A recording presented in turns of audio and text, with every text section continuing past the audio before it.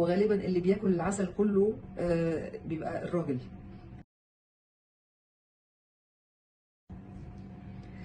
في مثل مشهور قوي مصري قديم جدا بيقول ايه: ان كان حبيبك عسل ايه، اكيد كلكم عارفينه، ما تلحسوش كله.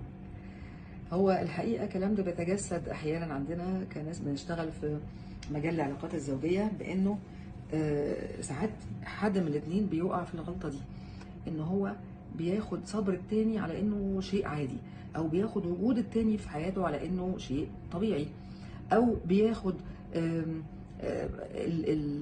قوة التحمل بتاعة التاني على انه لازم يعمل كده. الحقيقة لا، الحقيقة لا. ودايما بقولها كلمة، يعني اتقي شر قلبة الحليم. غالبا برضو احقاقا للحق بيكون القلبة دي بتكون قلبة ستاتي، قلبة حريمي، وغالبا اللي بياكل العسل كله بيبقى الراجل. وغالبا اللي بيرجع بقى يعيط على اللبن المسكوب هو برضو الراجل، لانه بيبتدي يحس بقيمه الست اللي راحت لما تبتدي تقلب وتبتدي ان هي مش قادره ترجع تاني. ففرصه كويسه ان احنا نقول للراجل او الست اللي عندهم التكه دي يبطلوها.